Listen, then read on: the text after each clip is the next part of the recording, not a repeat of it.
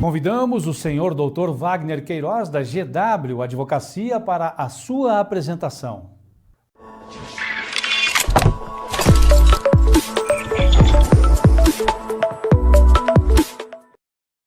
Bom dia a todos, eu sou Wagner Siqueira de Queiroz, advogado do escritório GW Advocacia, e venho nesse fórum falar um pouco sobre o dever legislativo do Estado em incentivar e utilizar de políticas públicas para a proteção do meio ambiente, e principalmente na forma da mobilidade elétrica, com a redução dos poluentes e a emissão de poluentes, principalmente do carbono.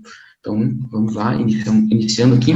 Eu trago primeiro a questão constitucional, que é o amparo legislativo. A nossa Carta Magna, ela traz que é dever, não só do governo federal, como do governo municipal, do governo estadual, em proteger o meio ambiente. Então, ele vem trazendo esse dispositivo legislativo para incentivar a proteção. Então, aqui eu trago o artigo 225 da Constituição Federal, que diz que todos têm o direito a um meio ambiente ecologicamente equilibrado, bem como o uso comum do povo, essencial, sadia, qualidade de vida, impondo ao poder público e à coletividade o dever de defendê-lo, preservá-lo para as presentes e futuras gerações. Aqui vem um amparo, um respaldo muito forte, trazido pela nossa Carta Magna, para que assegure mesmo o dever de todos da proteção ambiental. Seguindo aqui, então, eu trago também outro dispositivo da Constituição Federal, no artigo 23, ele vem trazendo a competência para legislar sobre os incentivos das políticas públicas para a proteção do meio ambiente, que ele vem trazendo a competência da União, dos Estados, do Distrito Federal e dos municípios, sempre proteger o meio ambiente, combatendo a poluição em qualquer de suas formas. Então, todos os estados não é só competência para incentivar isso, para fazer as políticas públicas, mas tem o pleno dever de trabalhar no incentivo de redução, principalmente da queima do carbono. Então, aqui a Constituição vem e traz claramente esse dever do Estado, tá, de publicar e editar políticas públicas no intuito da preservação do meio ambiente. Seguindo, então, eu trago aqui o incentivo principalmente fiscal sobre isso. Então, eu trago aqui a ordem da política econômica e financeira, também da Constituição Federal, tá, no artigo 170 da Constituição, e trazendo os princípios que gerem a economia geral da nação. Então, aqui, o artigo 170 vem dizendo que a ordem econômica é fundada na valorização do trabalho humano e na livre iniciativa, tendo por fim assegurar a todos a existência digna conforme os ditames da justiça social. E aqui, então, ele vem trazendo os princípios que devem ser seguidos para assegurar mesmo a preservação do meio ambiente. E ele vem trazendo aqui no inciso 6º, a defesa do meio ambiente, inclusive, mediante tratamento diferenciado, conforme o impacto ambiental dos produtos e serviços e de seus processos de elaboração e prestação. Incentivando, aqui ele traz esse dispositivo, incentivando o governo, na verdade, obrigando o governo a incentivar políticas públicas para elaborar o melhor manejo, seja na mobilidade elétrica, seja na biomassa, que seria um reaproveitamento de subprodutos, seja isso na energia solar, principalmente na energia solar, que você utilizar um meio sustentável de produção de energia, trazendo um impacto ambiental muito menor do que você, por exemplo, utilizar combustíveis fósseis na geração de energia. E aqui, dando seguimento, eu trago a Lei 6.938, que é a Lei da Política Nacional do Meio Ambiente, que na verdade, é um código ambiental, chamado Código Ambiental, e ele vem trazendo, principalmente no artigo 9º, os instrumentos da Política Nacional do Meio Ambiente, principalmente pesando os incentivos à produção e instalação de equipamentos e a criação ou absorção de tecnologia voltados para a melhoria da qualidade ambiental, onde a gente vem principalmente no reaproveitamento dos subprodutos, onde você, dentro da cadeia das empresas, seja públicas ou privadas, um incentivo à melhoria ambiental, você sempre reaproveitar o teu subproduto, o teu rejeito, ele retornar, principalmente na forma de energia. Isso vem um incentivo muito forte legislativo e em que as políticas públicas têm que ser voltadas para incentivo dessa produção plenamente ambiental, plenamente voltado para a proteção do meio ambiente. Então, seguindo agora, entrando mesmo na legislação que hoje existe sobre os incentivos à mobilidade sustentável, a gente traz a resolução do CAMEX, que é o órgão do governo responsável pelas políticas públicas referentes ao Ministério da Economia. Então, a gente traz aqui a resolução 97 de 2015, que traz a redução de 35% para zero na alíquota do imposto de importação para veículos elétricos movidos a células de combustível, que seria que aqui no Brasil não é tão utilizado, mas traz principalmente para a mobilidade elétrica, que é mais utilizada aqui no Brasil. Então, ele zera essa alíquota, né, de importação, e trazendo essa alteração, né, feita, né, com a inclusão do código. É um acordo que foi feito entre os países da América do Sul, aqui na América Latina, em que eles incluíram uma numeração, uma nomenclatura desse código, e o Brasil é signatário, então veio trazendo a isenção, então, do imposto sobre importações, que é na lista de exceções a tarifa externa comum, chamado LETEC. O Comitê, então, Executivo de Gestão da CANEX, que é o GSEX, também decidiu ampliar o escopo da redução tarifária, atualmente vigente, para mais algumas categorias de carros híbridos, motor de combustão que trabalha com auxílio de sistema de tração elétrica ou pneumática. Então, eles ampliaram mais esse leque de isenções para incentivar mesmo a mobilidade elétrica. Essa é a função dessa resolução do CAMEX. E entrando mesmo já de plano na resolução, ele traz que automóveis híbridos, então tem uma cilindrada entre 1.000 centímetros cúbicos, chamado 1.0, mas não superior a 1.500 centímetros cúbicos, ou 1.5, com a capacidade de transporte de até 6 pessoas, incluindo o motorista. Então, ele vem trazendo toda essa isenção para carros mais populares, que são produzidos também com a mobilidade elétrica. Então, essa redução da alíquota do imposto de importação, né, de 35% para zero, 2, 4, 5 e 7%, dependendo, conforme a cilindrada, o peso do veículo, né, de acordo com a descrição, né, do destaque tarifário dele. E também dependendo muito da eficiência que ele vai trazer. Quanto maior a eficiência, menos imposto ele vai incidir.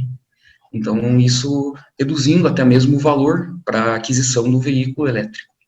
Então, quando a cilindrada é superior a 1.500 centímetros cúbicos, mas não superior a 3.000, que seria o 3.0, com capacidade de transporte de até 6 pessoas, incluindo o motorista, a redução do imposto, então, mesma coisa, vem de 35 para 0, 2, 4, 5 e 7, conforme a descrição, né, do destaque tarifário dele, bem como a eficiência que ele vai trazer que ele vem produzir. Porque, principalmente o carro híbrido, obviamente, ele emite um pouco ele trabalha com motor a combustão também. Ele trabalha com os dois tipos de motor elétrico e a combustão. Aqui eu venho trazendo também, da resolução do COMEX também, automóveis de carregamento de mercadorias. Então, o automóvel, então, que faz entregas na forma de caminhão, ele também tem essa isenção. Então, automóvel para transporte de mercadorias, semi-desmontado, ou montado, importado, assim classificado, né, o automóvel que, com exceção da carroceria, se apresenta desmontado, equipado unicamente com motor elétrico para propulsão. Ou seja, o ônibus ou o caminhão que seja 100% elétrico, ele também vai ter essa isenção do imposto. Então, ele tem que ser proveniente com energia de acumulador elétrico, com autonomia de no mínimo 80 km. Então, a bancada de baterias desse veículo, ele tem que ter uma autonomia mínima de 80 km para ter essa redução do imposto, porque, caso contrário, ele se torna até um tanto quanto poluente a mais, né? Por isso que vem trazendo, então, essa autonomia mínima de 80 km, com uma carga de bateria. Agora entrando nas isenções de IPVA. No Brasil, alguns estados concedem a isenção de IPVA para carros e veículos elétricos. E aqui eu trago até uns exemplos dos estados que possuem a legislação sobre isso. A maioria dos estados não possuem, são até poucos, se for analisar. Aqui nós temos, então, o estado de São Paulo, Rio de Janeiro e Mato Grosso. Ele tem um desconto de 50% no valor de IPVA sobre o veículo elétrico. O Maranhão, Piauí, Sergipe, Rio Grande do Sul, Rio Grande do Norte, 100%. Ele não incide IPVA em nenhum momento do veículo elétrico. O Paraná, ele tem isenção hoje de 100%, que é do estado, só que apenas até o ano de 2021. Aí ele vai voltar a alíquota de 3,5%, que é o que a lei de IPVA traz. No Distrito Federal, válido por 5 anos. Então, você adquire o veículo elétrico, durante 5 anos, você possui a isenção do valor de IPVA. E o Ceará, a partir de 2021, ele vai ter uma alíquota de 0,5% para carros e veículos elétricos. Ainda vai entrar em vigor isso está tudo previsto na lei. Aqui eu trago a lei 14.360, que é aqui do Paraná, e são isentos, então, do pagamento de IPVA os veículos automotores. Estão equipados unicamente com motor elétrico para propulsão até dezembro de 2022, 31 de dezembro de 2022. Isso, né, é um inciso acrescentado, então, pela lei 19.971 de 2019. O ICMS, em alguns estados que estão começando a dialogar com o governo federal, porque precisa de uma resolução, precisa ter um convênio com o Conselho Fazendário, que é o CONFAZ, que é responsável, que é do Ministério faz parte do governo federal, vem do Ministério da Fazenda. Então, precisa ter esse acordo para ter a isenção do ICMS sobre veículos elétricos. A competência para legislar sobre o ICMS é da União e ela é delegada aos estados. Então, tendo esse acordo com o Conselho CONFAZ, o estado pode atribuir a isenção do ICMS aos veículos elétricos, assim como acontece com a energia hoje solar, através da resolução 482 do Conselho Fazendário. E como eu trago, é o dever mesmo do Estado incentivar todas essas políticas, isentar mesmo impostos da forma que está sendo feito em alguns estados, para que o meio ambiente seja preservado. Para isso, as políticas públicas têm que ser elaboradas. Então, eu trago aqui até que com a ação do governo do Paraná, então avançam somente na questão fiscal e financeira de incentivos, porque o governo do estado do Paraná foi o primeiro a incentivar esse tipo de política pública.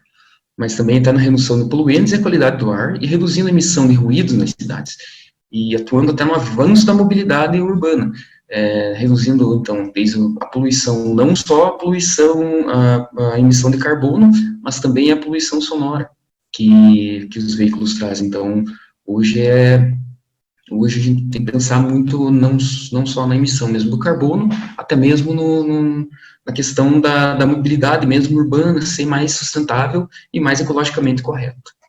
Aqui eu trago um veículo que o precursor aqui no Brasil é o Itaipu E400 da Gurgel. Ele foi um veículo desenvolvido em 1980 pela extinta fábrica Gurgel Nacional, 100% nacional, que já vinha já no início da mobilidade urbana 100% sustentável. Ele é um veículo que ele não saiu do teste, ficou como protótipo. A fábrica da Gurgel utilizou muito esse veículo e 100% sustentável, com uma autonomia bem boa do veículo. Porém, a fábrica da Gurgel, até mesmo por políticas públicas, ela não foi incentivada, logo vindo até a falência mesmo. A fábrica se encerrou em 1994, e esse veículo, infelizmente, não entrou na linha de montagem da Gurgel. E hoje, então, nós não temos mais, não existe mais a fábrica. E na época, se o governo tivesse incentivado mais o produto nacional, hoje provavelmente a gente já teria uma inovação muito forte, o Brasil como até excelência na mobilidade urbana voltado para a eletricidade. E assim, então, encerro minha apresentação, fico aberto, então, a dúvidas, tem aqui meu contato, e estamos abertos até a dúvidas e perguntas. Agradecemos ao senhor Dr. Wagner Queiroz, da GW Advocacia, por sua apresentação.